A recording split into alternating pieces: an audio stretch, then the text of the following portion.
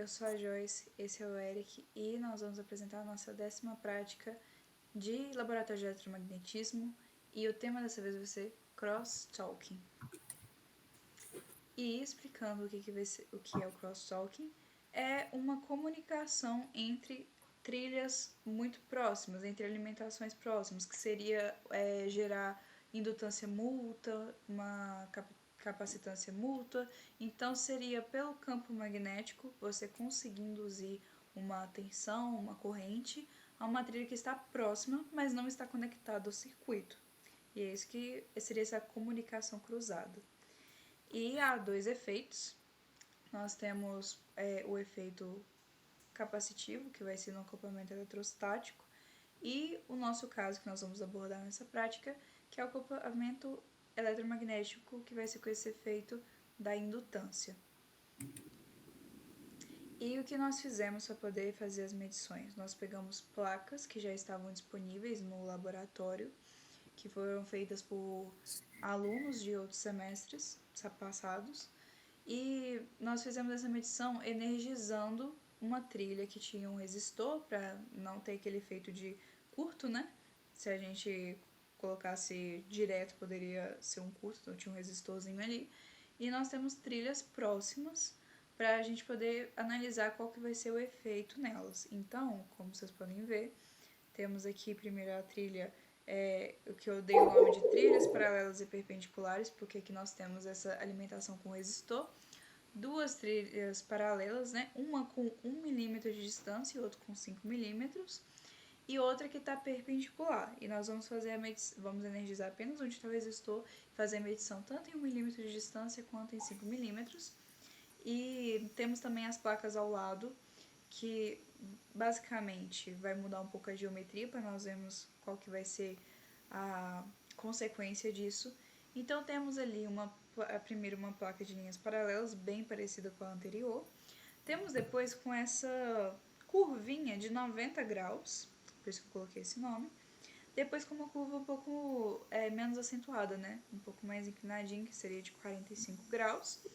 E por último, qual que é a diferença? Vai ter trilhas paralelas também, só que dessa vez, ao invés da gente deixar apenas substrato e energizar apenas a trilha, ali toda a placa está com cobre, toda a placa está com cobre ao lado, mas está isolada a trilha desse resto da placa de cobre. Está totalmente isolado, conseguimos ver os desenhos, mas a placa inteira está com cobre. Sim, que na teoria vai estar barrando os campos gerados por essa linha que a gente vai alimentar, né? Bem, como resultados, aqui estão os sinais.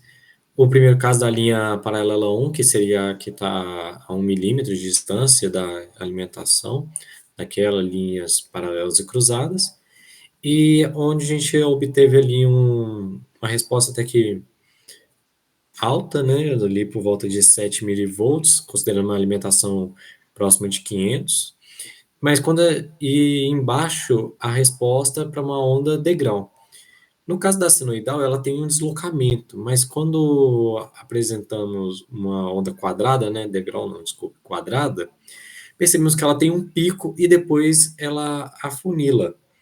E o que isso quer dizer para a gente? Que, tipo assim, como ela responde à variação de campo, essa variação imediata induz uma alta resposta nessa linha paralela, por isso esse alto valor, e depois, como ele permanece constante, ele atenua. Aqui no caso da perpendicular, como pode ver, o valor decresceu muito, indo de 700 milivolts para 7 milivolts para 400 microvolts, ou seja, diminuiu bastante. E quando a gente vê a resposta degrau, né, como depende da variação ainda é um fator muito importante, então ainda assim teve um valor relativamente alto, né, de 19 milivolts, mas ainda assim pequeno demais ao ponto de estar próximo do valor ali durante a atenuação, e esse restante aí seria devido a pequenos ruídos, né, durante o processo. Aqui, né, a nossa resposta da linha paralela, que estava a 5 milímetros, o que ela é menor do que a outra, mas ainda assim maior do que a perpendicular. o que era esperado, né, pela relação do comportamento das ondas que tendem a circular em volta da linha condutora. E então a gente tem alguns resultados, né, para as placas feitas pelos alunos em outros períodos, onde a de 45 graus teve uma queda em comparação com a apenas paralela, né, onde a gente percebe que a presença dessas curvaturas vão realizar uma queda, tanto que essa é uma estratégia, em alguns casos, para reduzir essa interferência uma na outra, que é apresentar obstáculos, né, para a corrente fluir livremente pela linha. No caso aqui da de 90 graus, ela também foi bem próxima de 45 graus, a ideia é que ela fosse um pouco menor, mas ainda assim está ali um valor próximo, mostrando como que é a interferência dessa presença da curva. E no caso da paralela revestida de cobre, tivemos 840 microvolts, mostrando como que só a presença do cobre já chega a comparar com uma linha que não estivesse mais perpendicular, paralela à linha que está sendo alimentada devido ao fato do condutor barrar esses campos de se propagarem e posteriormente influenciarem mais a linha que está ali acoplada. A gente consegue perceber aquilo que eu falei sobre nós medimos naquela primeira placa que tem, né, o espaçamento de 1 milímetro e depois de 5 milímetros, né, as duas linhas paralelas. E o que não conseguimos perceber é que aumentando a frequência aumenta essa indução de tensão. Nós fizemos até uma comparação ali de porcentagem e a gente consegue perceber também que chega a ter quando a gente vai para 5 milímetros, que vai cair um pouco essa indução. O que isso significa? Que à medida que você vai distanciando, vai ficando mais difícil de você induzir essa tensão mesmo. Nós conseguimos avaliar por essas tabelas que nós fizemos com os dados que nós fomos medindo. Aqui no caso seria da perpendicular, né? E se comparar com a tabela anterior, temos que esse ganho ele é bem menor comparado, né? Mas que ainda assim, ao aumento da frequência, resulta em um maior ganho, né? Uma maior transferência ali de influência entre as linhas. E depois aqui embaixo temos os resultados com sinais quadrados. E como pode ver, eles são relativamente altos, né, principalmente a perpendicular, né, porque no caso era 400 milivolts e passa para 0,400 milivolts para 8 milivolts, ou seja, houve um grande ganho. Só que dessa vez a frequência não importou muito.